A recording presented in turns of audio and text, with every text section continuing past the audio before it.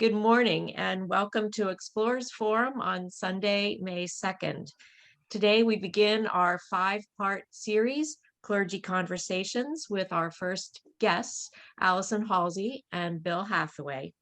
Our moderator is Ellen Roberts, who has been a member at First and Central since the late 80s. She is an elder, a member of the chancel choir, and our church treasurer. So thank you all for joining us today. We're looking forward to our conversation. Thanks, Sue. Good morning, everybody. And thanks to Alison, Halsey, and Bill Hathaway for agreeing to kick this series off. It's the first in 5. And over the next 5 weeks, we'll be talking to the retired pastors and their partners who are in our congregation. Sort of amazing. Typically, clergy don't return to a church they've served after they've retired, but it's somewhat unusual that we should have 7 of them choosing First and Central as their church home. So that's what we want to talk to them about in the coming weeks. We want to talk about why they chose First and Central, what keeps them here, and what they see for our future as we go through this transition. So I will just start off by saying, we try to limit this to 45 minutes, including Q&A. So I'm not going to take time to go through Bill and Alison's bios. They were in both the Thursday email and again in this morning's email, if you want to refer to that for information about their distinguished careers. So I'll just start, Bill and Alison, with the fact that when you chose to retire to Wilmington, yay, you basically ended up living in what's essentially First and Central's backyard. But we attract people from all over, some people who live in the city and some people who live in New Jersey or Maryland or Pennsylvania. So why is it that you ended up choosing First and Central? A few reasons. One, our backyard also encompasses 2 other Presbyterian churches, so we did have a choice. Hanover and Westminster are close. For me, First and Central is very much like the church I served in Baltimore. A good music program, great mission outreach when we joined, and we wanted to be involved in that. We were looking for volunteer opportunities. Strong advocacy for gay and lesbian people, which First and Franklin Street was half gay and lesbian when I was there, which was great. So for us, that was the reason. I liked Westminster when we went there, except nobody talked to us. Twice, nobody welcomed us. It was just the most bizarre thing. And we went to Hanover Street a few times, but ended up, you can say. Yeah. Well, we're city people. So urban life, urban ministry, a strong commitment to social justice. As Alison said, we just needed to be in a church that was historically gay friendly, and those issues were solved, decades ago. And the Saturday morning shelter hosting was an important entry for us into the life of the church in terms of that volunteer opportunity. We initially came, Doug's good preaching was a real incentive. And then if people asked, well, Doug left and all kinds of change, but both of us have had opportunities to get to know the folk of the church. And we've emerged being really impressed with the strength of the leadership within the congregation. Elders and deacons who are committed and articulate about their faith. So that's really what's kept us at the church, even through pandemic times. I think that's a huge compliment to First and Central. And I would encourage everybody who's viewing this live and who views it later to pat yourselves on the back for contributing to that leadership over the years and then throughout First and Central's history. Or turn around and we'll do that. Okay. You both have had very different experiences. Bill's sort of been in 3 very specific calls, and Alison, you've worked as an interim. So I wonder if you talk a little bit, both of you, about pick one or two of the major challenges that you faced in those previous calls or interim positions and how you overcame them. In two of the churches I served as an interim, the last two, not counting Chestertown, the last two, I followed pastors who had stayed about 10 years too long and turned into grumpy guys. And the congregation couldn't figure out a way to lose them or get rid of them. And there was lots of grumbling and people had left and the like.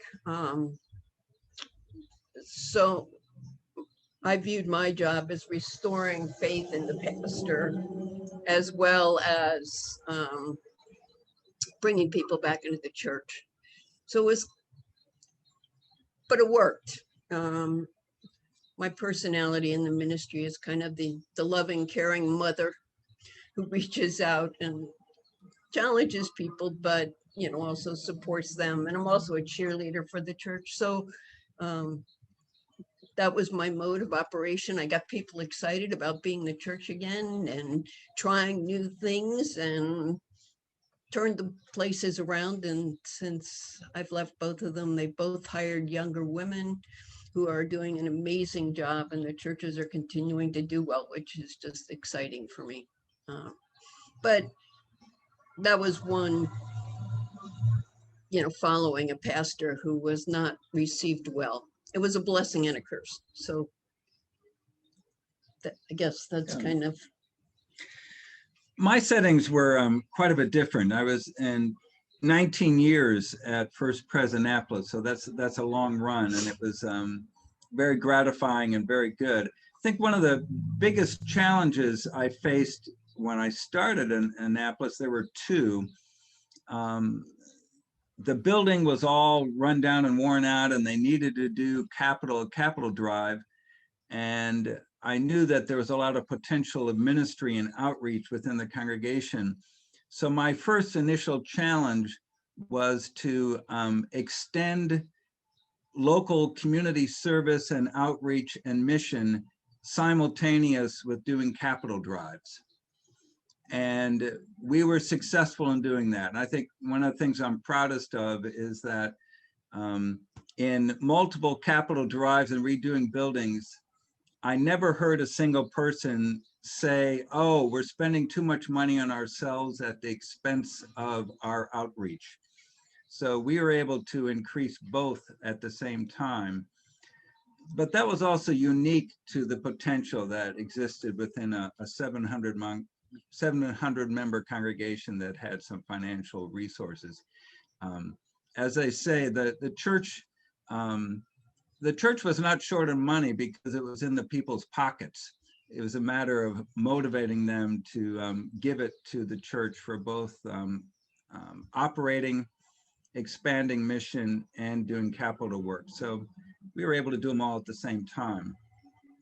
The second biggest challenge, though, was I followed a pastor who was opposed to the ordination and full membership of gay and lesbians. So I needed to take a long-term run to bring about change. And that was the advantage of a long-term pastorate, is that we could bring about significant changes on that front.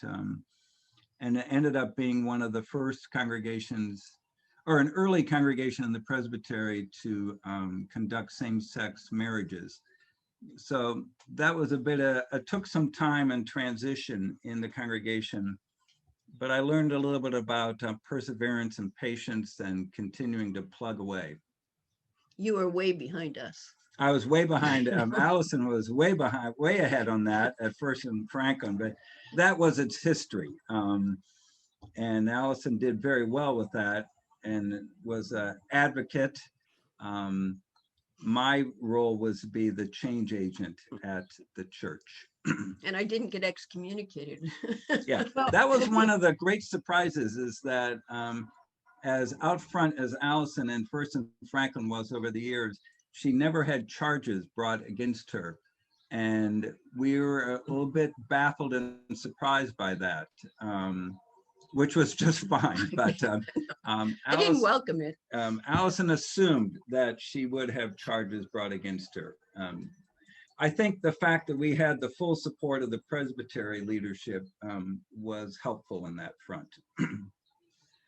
Bill, but the same could be said of you. I mean, if you made it 19 years in Annapolis, obviously at somewhere along the line, people decided, even though you had these radical beliefs, that you were worth hanging on to. I want to go back to something you said about getting the money out of people's pockets, which is a challenge everywhere. And I want to ask Alison about this later too. But since you brought it up, how did you do that? How to launch operational giving to support mission and outreach at the same time you're running a capital campaign? That's quite a challenge, and it's something that First and Central has been through recently, although not terribly successfully, because as we didn't meet our capital campaign goal. How did you, quote unquote, get the money out of people's pockets? Yeah. Well, first we need to acknowledge that the potential was there. I mean, in any congregation, you need to have a realistic view of what are the assets of the members, financially, emotionally, intellectually, and time. So the potential was there, and it was a bit of a sleeping giant because they just had not challenged people for decades. So it was not as hard as it could be in other settings. But we also, every capital drive we had a mission component to it. So the course was set that when we raise money for special projects in the church, we will also designate money for particular forms of outreach or mission. And it might be as low as 10%, but it was always there. And I think that that was good. We even bought a new building during my tenure there, a house next door, but we committed it to not be, the space not to be rental, but to be part of outreach. And people gained a lot of satisfaction from that. We had a refugee family, seminary interns, I mean, just a whole host of different people in and out of this house. And people could realize that it made a financial investment, but it turned around immediately in terms of our mission and our work in the world. It was a huge old Victorian home where Anchors Away was written. So it had, some historical gain to it. But Alan, to be a little bit more focused, we challenged people and then had direct, immediate results that they could see.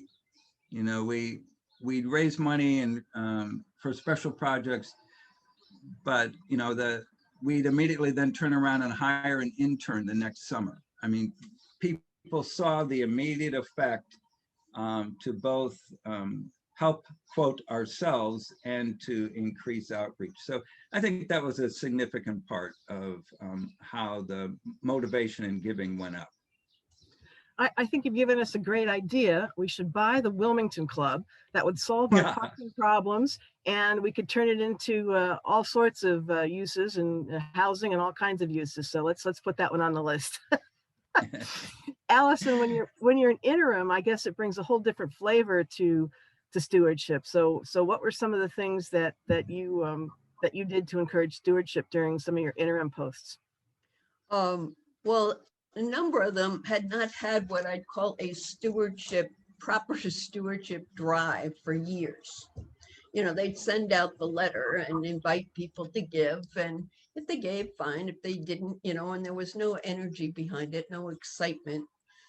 So I got together stewardship committees, and we created more excitement and created resources to tell people what the church was about, and had people talk at worship, and did some more creative things that really helped. And I think as people came back to the church, as people realized, ding dong, the witch is dead, or the wizard is dead, and came back to the church, it helped increase giving again, you know, and they said, yeah, there's something going on here and this is wonderful and let's stay and let's invest. You know, it's that old thing, where your heart is, there will your treasure be. But, you know, or Jesus says it the opposite way, but it made a difference in the giving of the church. I had one of the churches, the stewardship chair and treasurer of the church referred to himself as angel of death or angel of night or something, because every, you know, once in a while he'd get up and speak to the congregation about how dire things were and blah blah blah. And, you know, I always kidded John, you know, my goal here is going to change your tune. And I actually did. He came up at the end of one year and said, Alison, I've turned into the angel of light. We had a surplus this year. I said, good, you're going to get up in front of the congregation and say that and thank people, which he did. So it was kind of fun. Can you be a little bit more specific about, you said you created excitement, you know, give one or two examples of how specifically you created excitement around stewardship? The one church was Christ our anchor, you know, in Annapolis. So it was water and that kind of thing. So the whole theme for that, for the transition time when I was there, was get on board. And we had a big sailboat that we put in the north, you know, not a big one, a little sailboat with a sail. I don't know my sailboats, but, you know, we brought the sailboat in and invited people to get on board, and stewardship was a way of getting on board. And, you know, they could make a difference in the life of this church if they chose to do that. And people did. And that was kind of fun to watch. So that's one way. Very exciting. I have another idea on that. I think stewardship is also related to having good articulate theology. And for the pastors and members to be able to talk about their faith and talk about what's important to them. And it turned out in the long run, one of the most important things theologically that I did at First Annapolis is I closed every worship service, this sort of the way that Doug had a standard benediction that he often used. Well, my charge and benediction every Sunday included the charge, go into the world to do justice, love kindness, and walk humbly with your God. Now, I chose that for a whole variety of reasons, but primarily as the most succinct way of a biblical phrase to explain who we are and what we're about. And, you know, over the years, that stuck. And I had people, you know, years later say, I knew I was at worship when I heard that phrase, regardless of what else happened in worship. So that, I kind of fell into it, and then it became tradition. And I realized that it set a theological framework that was really important to the congregation. So much so that at his going away party, one of the gifts they gave him, they had a banner draped across the balcony in the back, and, you know, saying, made by the Sunday school kids, and they dropped the banner, and written across, they put up gold letters with that phrase across it. So when you went out the door and turned around, you could see that phrase. Yeah. Which was really wonderful. Yeah, it's certainly a phrase with which we're all familiar. Yeah, Yes, very familiar. yes. My But God. whatever it is, I think a theological clarity with the pastor in the session, so that people are clear what the church is about and what it's doing, I think is pretty much fundamental to a congregation's health. But it also then it translates into very practical stuff, you know, volunteering and financial stewardship. I mean, they are related when people know why they're in a place and what they're meant to be doing. I want to switch gears a little bit and turn to more of the personal aspect. What's it like being married, being you know, both partners in the marriage being married? What challenges has that presented, that you were both married? I mean, obviously you're both married to each other and serving different churches, and you know, what kinds of challenges did that present to you personally? I think it kept our marriage alive. We had said early on when we talked about getting married that we never wanted to work together. That we'd rather stay married.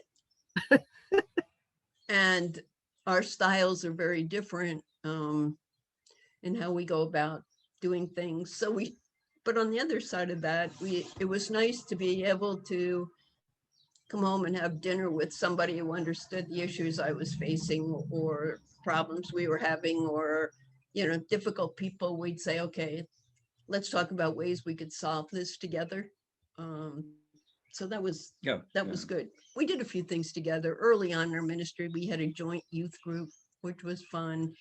And we did a joint radio show once a month together for the Council of Churches back in the day when they had to give so much free airtime. Yes, welcome to Celebrate. Discover how God is working in new ways and new places in the world.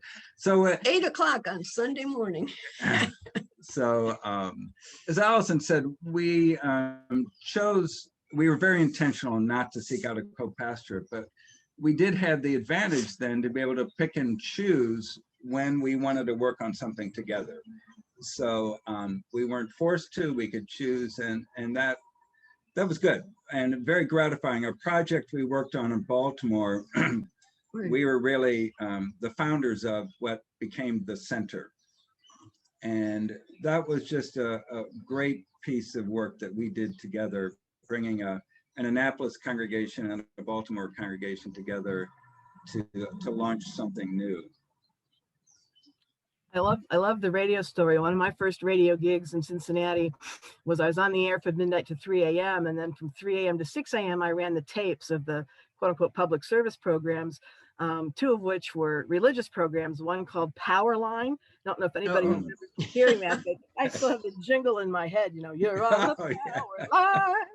Anyway, I digress. Well, another and it was we had to tape it on Tuesday night at like 9 o'clock, so we were both like trying to be cheery and pretend like it was Sunday morning. But it turned out that it was public service time on the most listened radio station in Buffalo, and it had really quite a bit of exposure. We were surprised how often people would stop us and recognize our name or our voice and comment. And that was back. Oh my gosh, we'd spin music, Bob Dylan and the Monks of Western Priory and Godspell. And, it was fun. WKBW? Is it WKBW? No, no. Oh, whatever. I forgot. Whatever. Well, anyway. All right, switching gears again. You talk about some of the risks, a risk that you took, something that you undertook that didn't work out. Didn't work out. I don't mean to imply that you were not totally successful at everything you started, but. Oh, I remember one time, this was early on, the Christian educator at the first church I served myself, we decided that we thought the key to developing children's faith were their parents, which actually is what my dissertation was on when I did my doctorate. But we put together this wonderful workshop based on John Westerhoff's writings on, will your children have faith? And it was a large Sunday school, and, we were going to do this for 3 weeks and, and had everything set up, and nobody showed up. No parents showed up. We shrugged our shoulders and said, nope, children aren't going to have faith. But that was. Did your the churches you served? I'm sorry, Bill. Did you have something you wanted to add? Yeah, well, one that was just majorly frustrating. In Annapolis, I spent some years trying to get together interfaith. So finally, I got a group together with a local imam and a Roman Catholic priest and a rabbi and a number of Protestant pastors. It was it took about 5 years of kind of meeting people around the edges and getting folks together. And it looked like it was kind of a great start. And then the imam was fired and the Roman Catholic priest was moved. So boom, crashed. 5 years of work just kind of sat there. And it happens. Yeah. Wow, I wonder what it takes for the mom to be fired, but that's a subject for a different Well, time. yeah, it was another story. I didn't know all the details. So as you think about First and Central moving forward, what would you like to see happen? What would you like First and Central to look like 5 years from now? I would hope that they could find some way to once again create some hands-on mission to the community and the church. You know, that Saturday morning program was really important, I think, for not only the members, but also for those people who came. Things like that, or the cooking classes, or the group that was in the building. It just seemed like everything is gone. So there's opportunity to start from scratch. After the pandemic is over, I hope that their ways. Go ahead, I'll let you add one. I would, I completely agree that hands-on opportunity for meaningful service is really important. And I think it has a lot to do with attracting other people and younger people who may not come into worship initially, but would want to engage with the congregation's community service and outreach. So that's one. A second one is I hope that the quality of worship and music that we now experience will continue high quality, but add a greater level of diversity in terms of music and worship and liturgy. And energy. Readers' theater, music, third world music, dance, other visuals. Now, all quality, but I think that's what I would hope for. The problem with many churches is that the assumption is made that new and different will be poorer quality. I used to have a joke on liturgical dance. Done poorly, it is dreadful, absolutely dreadful. But done very well, it can be quite moving. So the issue is quality, but I would hope for high quality but greater diversity in terms of our worship experience. It seems like everything is really polished at First Central, which it is. You know, the worship style, the liturgical vestment, what do you call them? Paraments, that's the word, are beautiful. Music is outstanding, but life is messy. So to allow some of the mess in the church in a creative way. To like one of the best Sundays that we really enjoyed, most people missed because of a snowstorm, and that was the Sunday that they did a thing on baptism, and it was held downstairs. It was like one of the first Sundays in January, and Casey and Doug did this wonderful job of putting everything together, and it met downstairs. I don't know if any of you were there, but Bill and I were both really moved by it, and it was nicely done. And we could get there because we walked. But stuff that could change things, let the kids design some paraments and hang them up and have some different. Or what I'd really like to do, every church I've served, I've redecorated. I'm just warning you.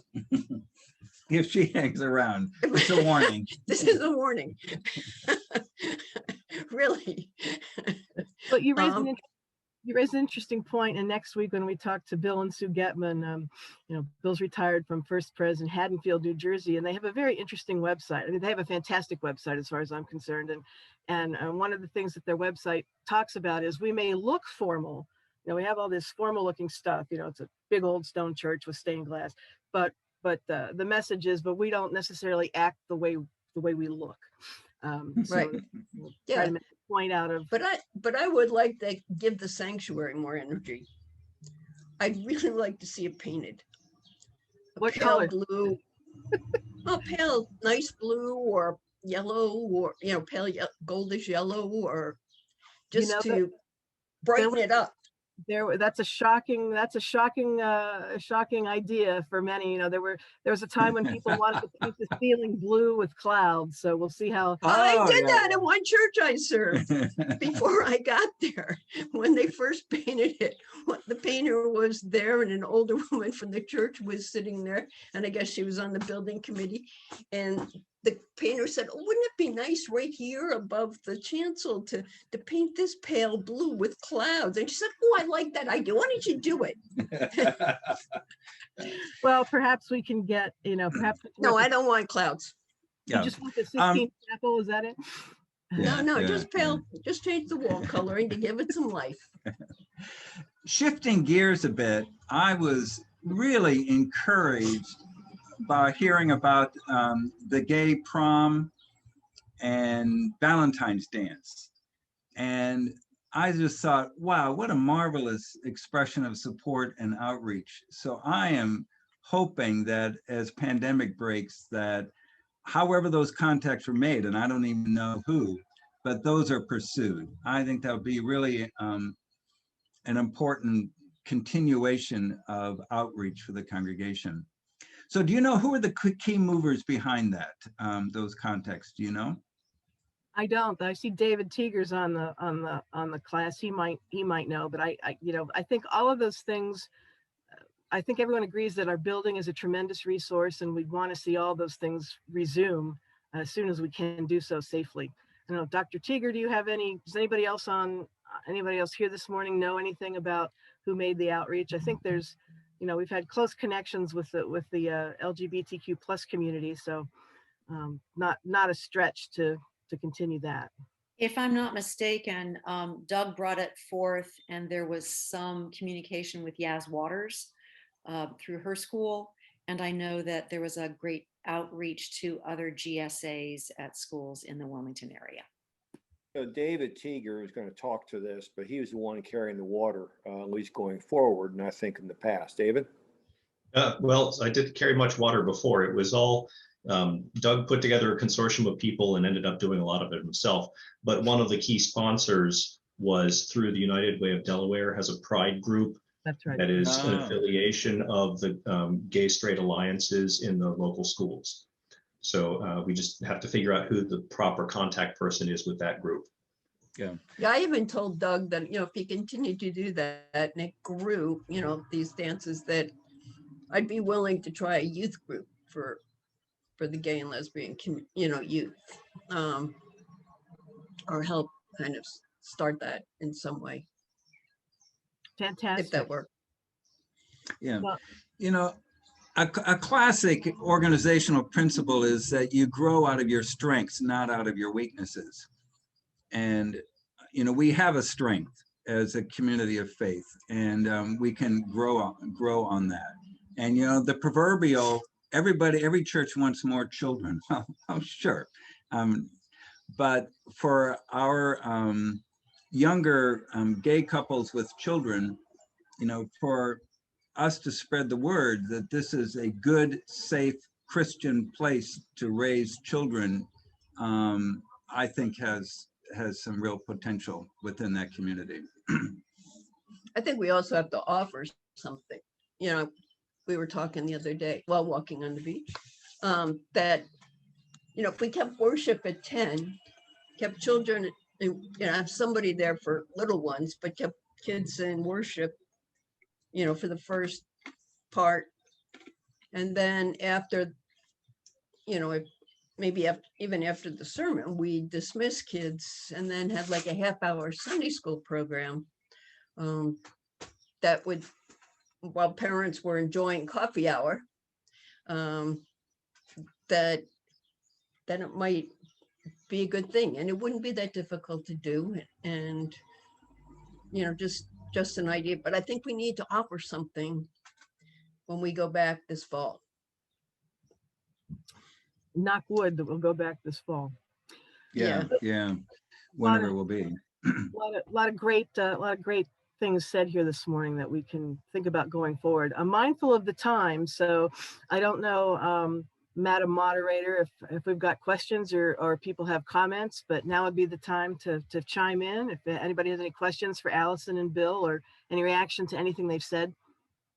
Yes, I don't have any hands yet, but we'll see. Anybody have any questions or comments? Margaret Ann did note, let me just see what she said. Margaret Ann said that they used to do something similar, but not all parents took us up on the option to have children leave them. So, but it's a great option. So let's see. Sarah. I have Mac had a question. several people have questions. So I know Sarah and David have raised their hands on the, so Sarah, why don't you go first, then David, and then I think Mac raised a physical hand, so he can go next. So Sarah, you are first. Well, thank you. Thank you for your energy and your ideas. I really enjoyed listening to you. And you got me thinking in terms of the youth group. I think there's so many kids who haven't been able to go back to school this year and have really been hurting for connection with peers. And I think that anything that we could offer, if it was organized and we figured out how to, there's a lot of protocols you have to figure out. But Henry's managed to go back to school at First and Central. 16-year-olds can be vaccinated. So I think that there are definitely ways to safely gather kids together. And I would think that families are right now concerned about the mental health of their adolescents and could be quite motivated to create gathering spaces, especially for adolescents who I don't know, who might seem especially vulnerable. Good point. Thank you, Sarah. David Teeger? I was just going to offer a tired joke, Bill, that maybe your interfaith group would have gone better if you just walked into a bar. Yeah. Oh, I tried. Oh, that's another one that failed. I tried that in Annapolis. I had a minister, a rabbi, and a priest. The three of us were all ready, and we went down to the local watering hole, the Ram's Head, and I couldn't get him to sign us up. A good one. Mac? Priest, a minister, and a rabbit went into a bar, and the rabbit said, "I think I'm a typo." Oh, Mac, you had Sorry. a question? Yeah, I just had a comment. Bill, you said your church had 700 members in it. And I was just thinking, well, that's probably why your building fund was a lot bigger than what we have, because we only have like 100 members that are active members. So that's a difference between 700 and 100. And but it's we could do something smaller than that. That's Mac, you're exactly right. And I think it's really important to remember that every congregation is different. right. And no project is immediately transferable. You can Right. learn from each other. But at that point in time, also First Annapolis had a whopping 0 in its endowment. Oh, right. So, the financial assets vary. And so First and Central has a large endowment, and that's a gift and to be managed. And the important thing is and I know this well, is for members to realize that their giving is important, even though there's a large endowment. That's a tough nut to crack. In fact, when I went to Annapolis, they were committed to have no endowment for reasons that they didn't want the members to become lazy. And I said, no, you can do both at the same time. So but it's a complicated issue. There's no doubt about it.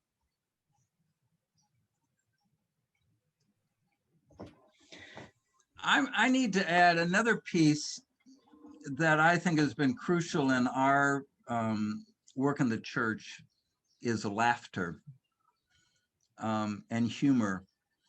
And when I knew things were going very well at in Annapolis when every session meeting would include time of prayer and time of honest discussion and time of laughter. And if all three happened in one meeting, I knew that the spirit was good. So for serious religious people deeply committed to social justice, to also have the levity to laugh at themselves is really an important balance. And I think that's reflected in leadership and is really important part of the spirit of a congregation and a community. And Alison is very good at that. I mean, just having fun, you know, and that's and laughter, and then the serious stuff. One does not outdo the other. They live alongside each other. Brevity and seriousness are companions. Amen. I think like Bill said in the beginning, when I started moderating your session, back in June, I think, the thing I was most impressed with was your ability to get things done. Everybody on that board stepped up to the plate and knew how to do things and had connections and had concerns, but knew how to solve them. It was just a joy to watch. You all had the best session I think I've ever worked with. And I appreciated that. So, you know, as far as the commitment to the church and moving forward. So I think if you can rely on some of the gifts that you bring and some of the ideas that you bring, you'll do pretty well. And just being able to take the risks to do it. You know, moving worship outside at 9:30, that was awesome. And the walks on Fridays and those kinds of things that you picked up and did, and those weren't my ideas. Those were yours and you made them happen. So your ability to do that is a real plus. I also like the fact that you just did them. You didn't say, now let's get a task force together and talk about how we might do this and make all the plans. And, you know, sometimes those spontaneous go for it, make it happen. And the more you can move out of your building to make it look alive, like the ribbons. Like the ribbons, that was great, you know, or banners, and those kinds of things to brighten up that corner, to tell people. Or, you know, another thought, there was a church in Lockport that was New York, and it was Methodist church, but they would have during Lent luncheons with speakers and advertise it, and they would sell them out. You know, they'd invite people to come have lunch and listen to a speaker. And you are in such a good location to reach out to all those workers downtown to say, in Lent, come. I think you've done that before. Did you do know, that one time in your history? Those kinds of things, I think, help Yeah, get the community in. I think Well, Market Street music. Right, Mark, Yeah, that's great too. Yeah.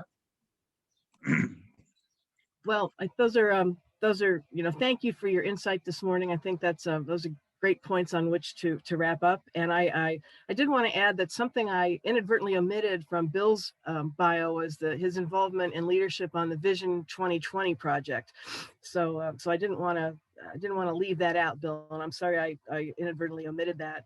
No problem. But that's an example of you know, right there, the kind of, you can see the vision that Bill and Alison have for First and Central going forward. And we're so lucky to have you with us. So thank you so much. Next week, we're going to hear from Bill and Sue Getman. And then we're going to hear from Terry and Lyle Dykstra, who are here this morning. We don't see Nita Pringle and John Potter on here, but we do see John Walton, and he will round out the series at the end of May. So thank you all for agreeing to be part of this series, and I'll turn it back to Sue. Well, thank you, Ellen, for moderating today. Alison and Bill for being the first to go in the Clergy Conversations. You've given us an excellent model for the future weeks. So Bill and I are going to study. We're just going to listen to the recording and make sure that we sound as good. I don't want to do it after Bill and Alison, so I think I have a funeral to attend next week. No, so thank you all for being here. I look forward to hopefully seeing your faces at 12:30 for the congregational meeting. And thank you again, Ellen and Margaret Ann, for recording. So have a wonderful day, a wonderful week, and blessings to you all. Bye-bye.